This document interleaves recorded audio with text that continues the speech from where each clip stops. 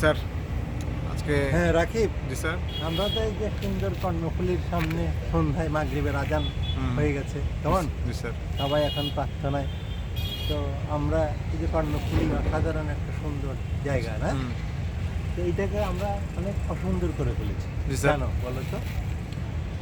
অসুন্দর করে ফেলেছি স্যার এর জন্য যে চারপাশে ময়লা আবর্জনার স্তূপ, তারপর যে যেরকম পারছে ময়লা ফেলছে, আবার অবৈধভাবে বালি উত্তোলন, সব কিছু মিলিয়ে আর কি স্যার।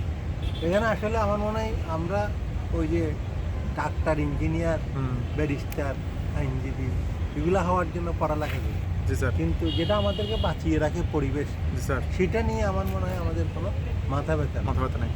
মানে আমাদের প্রকৃতি কিন্তু আমাদের শরীরের মতো। জি স্যার। এই প্রকৃতি যদি বেঁচে থাকে তাহলে আমরা বাঁচবো, আর প্রকৃতি যদি না বাঁচে তাহলে তো আমরা বাঁচবো? আমরা কখনোই বাঁচবো তাহলে না। আমাদের সবার দায়িত্ব প্রকৃতিকে রক্ষা করা। আর আমরা যেখানে দাঁড়িয়েছি এটা হচ্ছে ঠিক কর্ণফুলী উপরে অনেক প্রাচীন একটা সেতু, বাংলাদেশের শতবর্ষী। হ্যাঁ শতবর্ষী সেতু, কালুরঘাট সেতু। এটা নিয়ে অনেক রাজনীতি হয়েছে, যেমন এটার উন্নয়নের জন্য বলা হয়েছে, এটা নতুন সেতুর কথা বলা হয়েছে। আমরা এখনো আলুর মুখ দেখিনি, সরকার বলছে এটা নতুন সেতু অচিরে শুরু হবে। তো আসলেই আমরা তেমন একটা সেতু চাই যেই সেতু দিয়ে নদীর নাব্যতা কমবে না জি স্যার। এবং যোগাযোগ বাড়বে। বাড়বে। সাধারণত দেখা যায় যে নদীতে যে পিলার দেওয়া হয়, এই পিলারগুলোর কারণে নদীর নাব্যতা হারিয়ে ফেলে।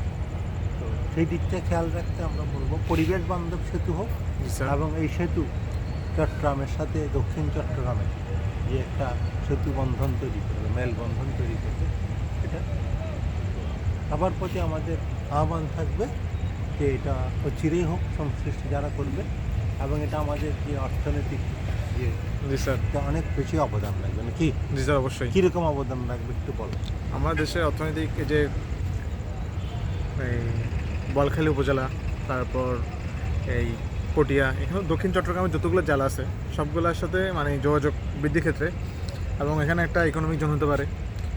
এবং আমার তো মনে হয় এটা যদি হয় তাহলে এই যে যে নতুন সেতু আছে কর্ণফুলী সেতু, সেটার উপর চাপ কিছুটা কমবে। আর ওইটা হওয়ার কারণে এই অঞ্চলটা কিন্তু অনেকটা অ্যাবান্ডন হয়ে গেছে।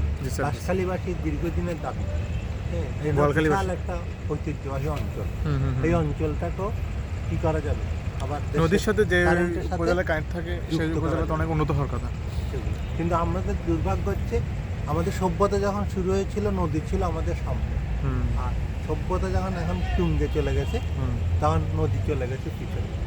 আসলে আমরা সভ্য হয়েছি নাকি অসভ্য হচ্ছে, আমার কাছে এটাই পড়ে।